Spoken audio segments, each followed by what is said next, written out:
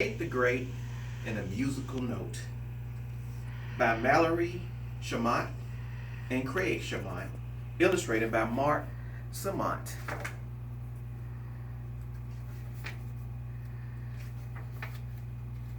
I, Nate the Great, am a great detective.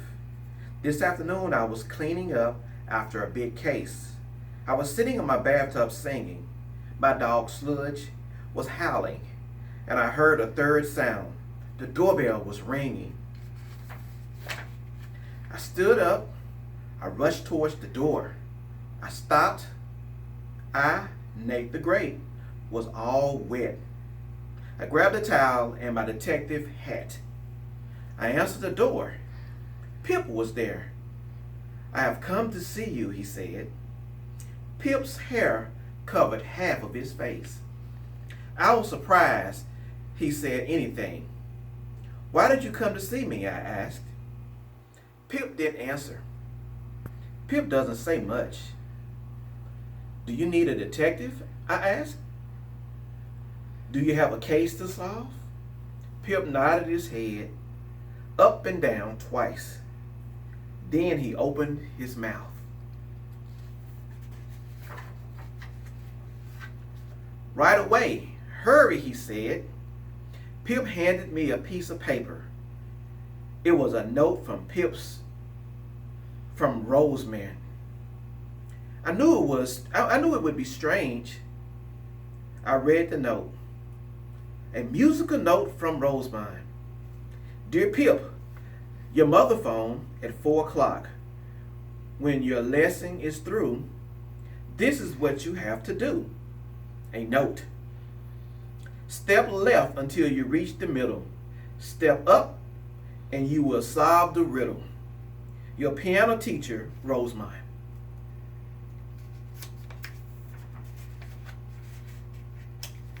I read the note once. I read the note twice. I read it 3 times. Some things get better with time. Rosemary's note just got stranger.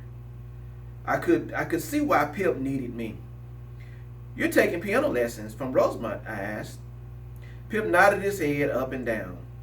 "At Rosemary's house?" I asked. "At Rosemary's garage," he said. "I went there to take my lessons, but I found this note instead of Rosemary."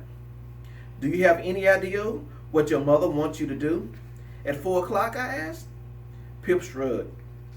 "Do you know where your mother is?" I asked. Pip shrugged again.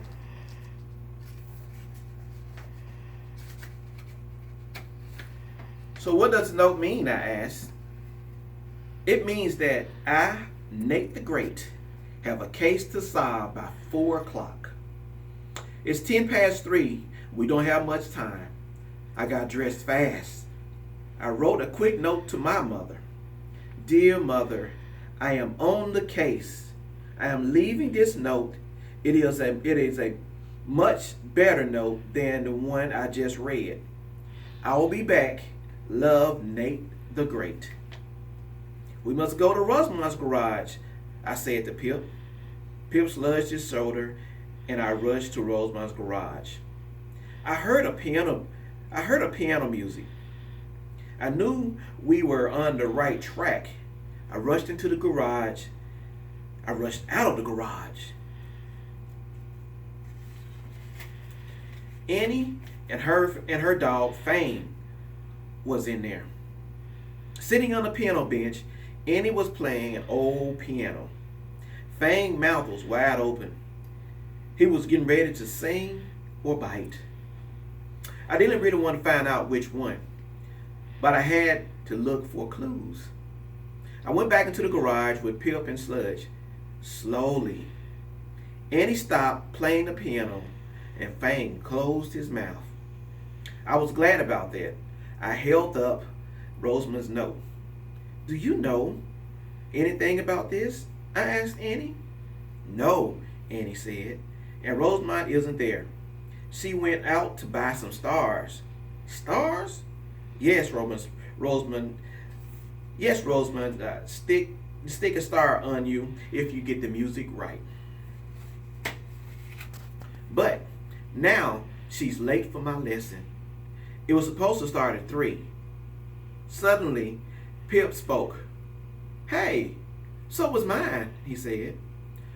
Rosamond needs more than 1 star, I said. She needs an appointment book. I turned to Pip. Show me where you found your note. Pip pointed to the musical stand just above the piano key. Right there, he said. I looked at the piano and it was scratched and straggling and peeling, but there was no clue. I looked around the garage. In the middle of it I saw some wide wooden boards on top of an old plank. There was a sign on it, Rosamond stand. It was strange, but it was not a clue. Or was it? Sit down at the piano, Pip said. I said, if you were taking lessons from Rosamond. Annie moved over, and Pip sat between Annie and Fang. He was brave. I, Nate the Great, thought about where Pip would be if he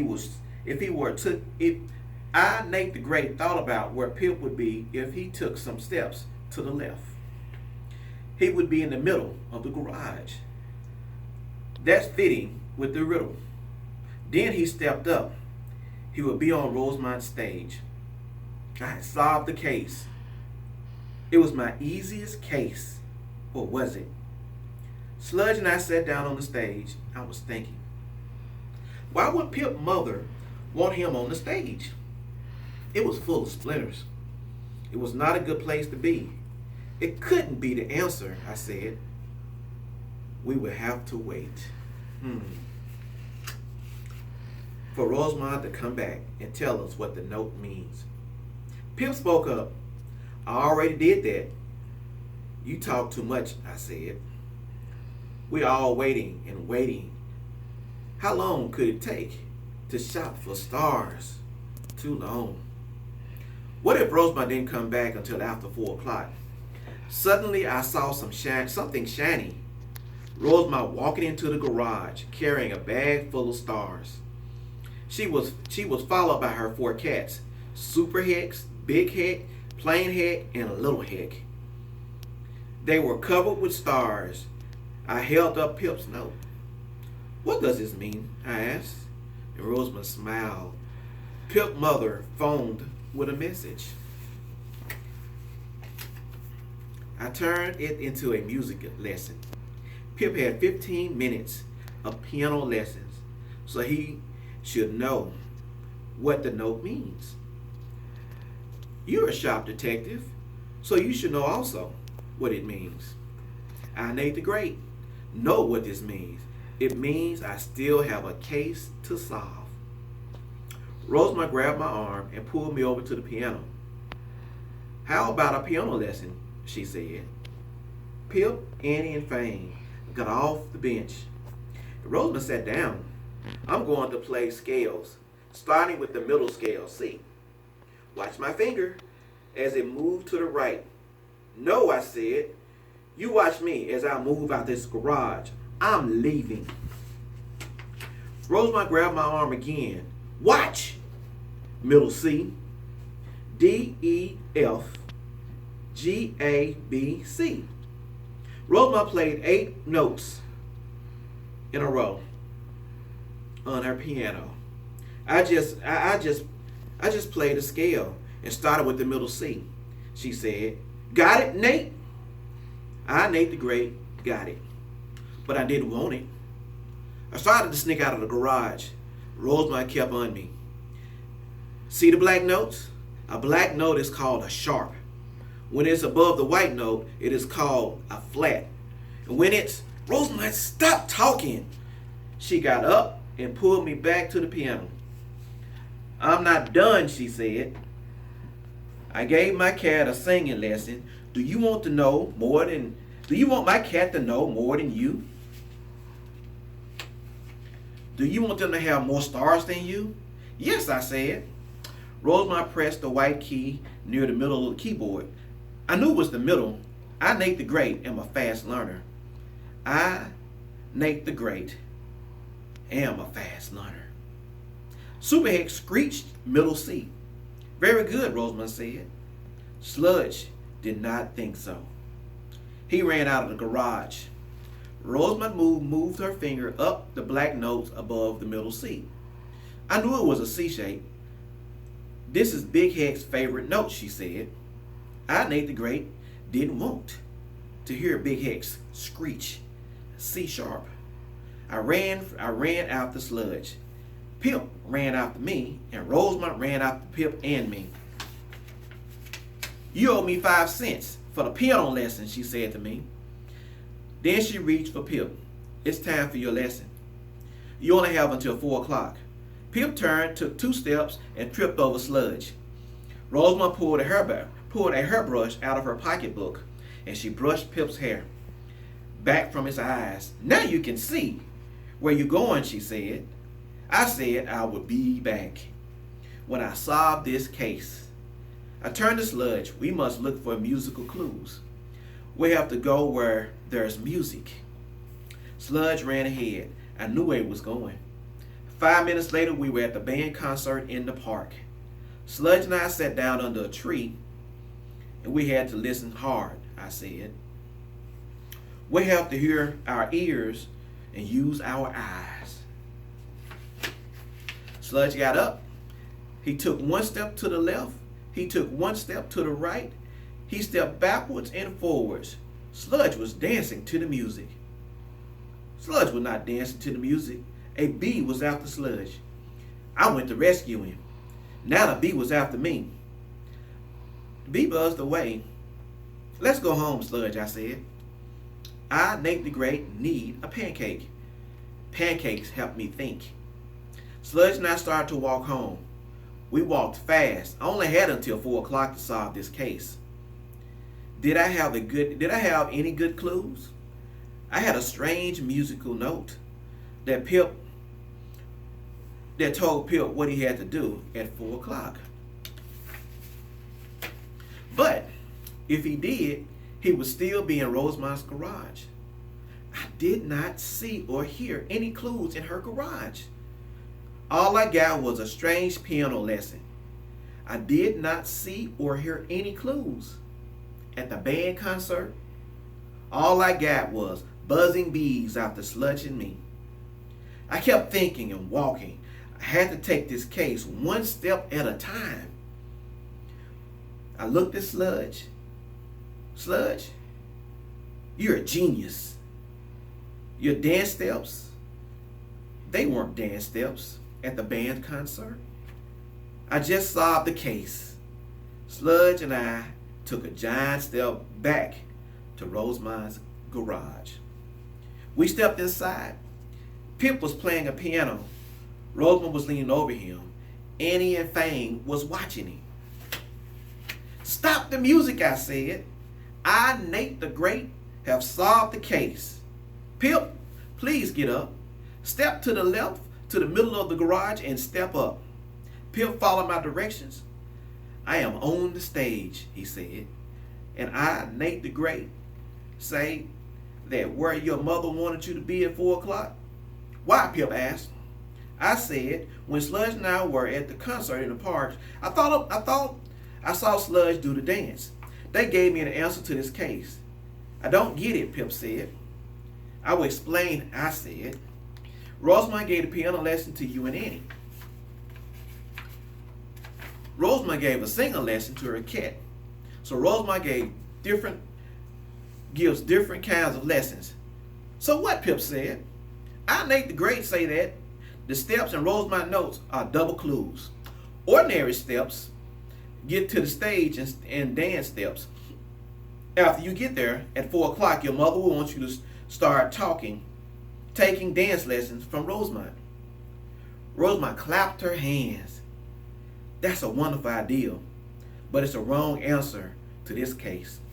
I looked at Sludge, and he wasn't a genius yet. Maybe later. I will be back, I said. Sludge and I rushed out of the garage and went home. It was getting close to 4 o'clock, and that was time for only one quick pancake. I gave Sludge a bone. I had to eat fast and think faster.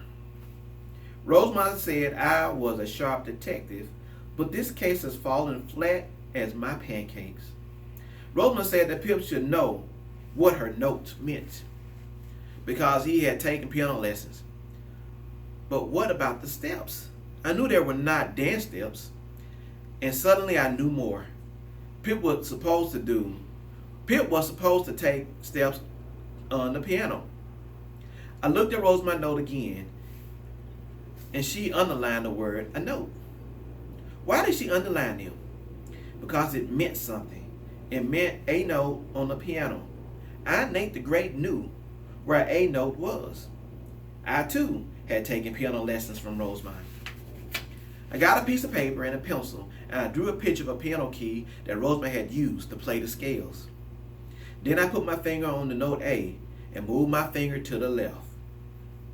I kept going until I reached middle C, the middle of the riddle. So if Pip stepped from the middle with his finger, where would he be? He would be at C sharp, but Hick's favorite note. The answer to Rosemary's riddle was C sharp. I, Nate the Great, had answered. Nate the Great, had the answer to this case at least. Only one problem was left. I didn't know what the answer meant. I had only 5 minutes left to find out. I looked at Sludge. He was happy eating his bone. This had not been a good case for Sludge. He had almost been stung by a bee. Pip had tripped over him. How could Pip trip over a dog? Pip's hair covered his face. It's hard for him to see anything. I knew that from the beginning, but at last I knew it was important. Sludge had helped me with the case after all. He had let himself be tripped over. Sludge and I rushed over to Rosemary's garage. We walked in. Pip was playing the piano, Rosemary was teaching, the cat was singing, and I said, Nate the Great, have solved the case. The answer to the riddle is the piano note. The note is C sharp at 4 o'clock. Pip is going to C sharp. Pip spoke up. What does that mean? You going to get a haircut, I said. So you will C sharp. Right, Rosemary? Right, Rosemary said. Pip's mother said she's taking him to get it for a haircut. But I had the idea of dancing lessons better. So do I, Pip said. I hate haircuts. Pip stopped talking and Pip started running. Pip started tripping and he really needed a haircut. He fell over Super Hicks. Super Hicks screeched middle C. I picked up Pip and Rosemary picked up Hicks. The case was over. I reached into my pocket, pulled out 5 cents, gave it to Rosemary. Then Sludge and I left the garage, walked to the street, turned, and started home. I was singing, Sludge was howling, and I heard the third sound. Bells were chiming. It's 4 o'clock. The end.